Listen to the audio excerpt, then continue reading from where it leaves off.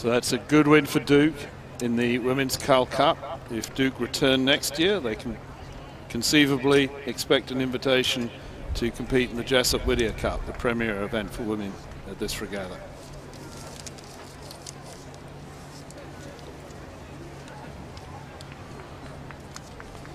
Folks, just a second to handle some business here. The vehicles that are parked outside of the marked stalls in all of lots are blocking the ways of buses and must be removed by their owners to a proper parking spot.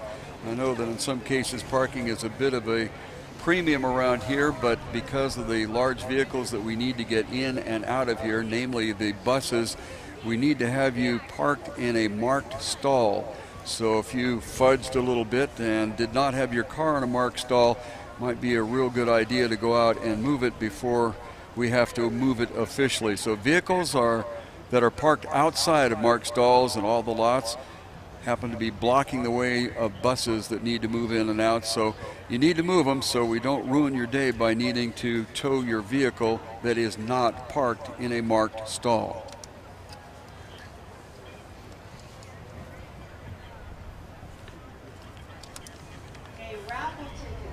Lane assignments for event number 80, Men's Collegiate Varsity 8, Grand Final. 1, Grand Valley State University. 2, University of Notre Dame. 3, Purdue University. 4, Oklahoma City University. 5, Drexel University. 6, Georgia Grand Institute Valley. of Technology. Notre Dame, Purdue, Oklahoma City. The starter is announcing the crews. We're about ready for the start of event number 80. Attention, Attention, go! go. And we're off.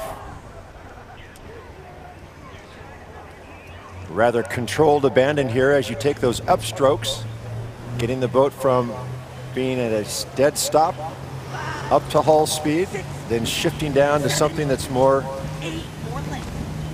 comfortable in terms of allowing boats with swing. The yellow boat here from Drexel, the Drexel Dragons, have punched out to an early lead with Grand Valley State in lane 1 being in that second position. But very tight, no more than 6 seats separate the first from the last cruise here. As I can hear the coxswains calling for the shift down.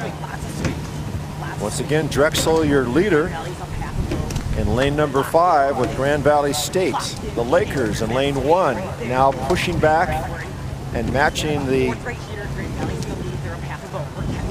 initial lead of Drexel. So right now it's bow ball to bow ball with lane number 1, Grand Valley State, and Drexel in lane 5. In that third position, the Stars from Oklahoma City University. Then back to Purdue, and then the Fighting Irish are in that 5th spot. And the Ramblin' Wreck from Georgia Tech are in that 6th position. Drexel coxswain calling for a 10 now. Real tight boat race for first between lane 1, Grand Valley State, and Drexel University. Then after that, it's Oklahoma City, then Purdue, Notre Dame, in the final position, Georgia Tech.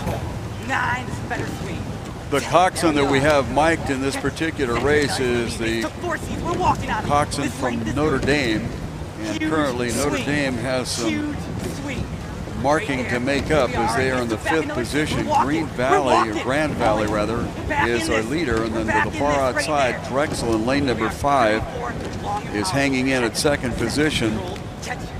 Oklahoma City University, Purdue, and then the crew that we're listening to, Notre Dame. Well, the Grand Valley crew is the crew whose foreman had to drop out of this regatta because he's in Afghanistan. They have a substitute in who's doing a fantastic job of substituting. He's hopefully is watching this race, watching his teammates row from Afghanistan. They're in a borrowed boat here at this regatta, but they have stenciled in or marked in the name of their serving crew member, and it's on the bow of their boat, and they're dedicating this race to him. Locking on. There we go. Where's the swing?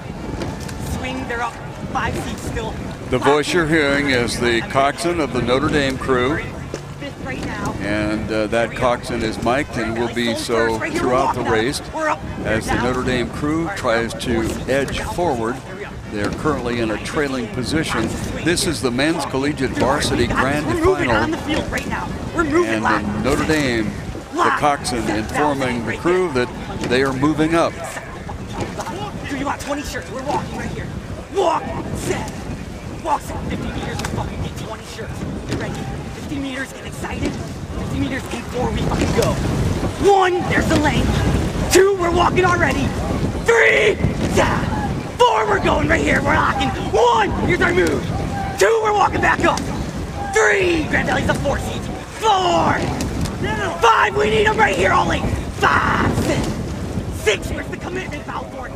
7, 8. Well, without the 9, edging on by the Notre Dame coxswain, they are still have some water to make up with Grand Valley on the lead, and all the way on the outside, Drexel is hanging in there. It looks like the Georgia Tech crew has moved up considerably with Oklahoma City in the mix, Purdue dropping back, and Notre Dame still trying to make up ground.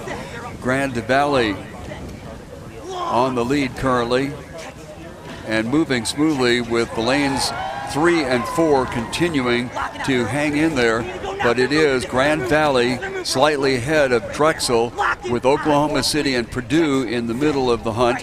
Notre Dame and Georgia Tech trying to catch up on the outside. We would expect to see Grand Valley out in front of this race. They did the fastest time yesterday, 6:03.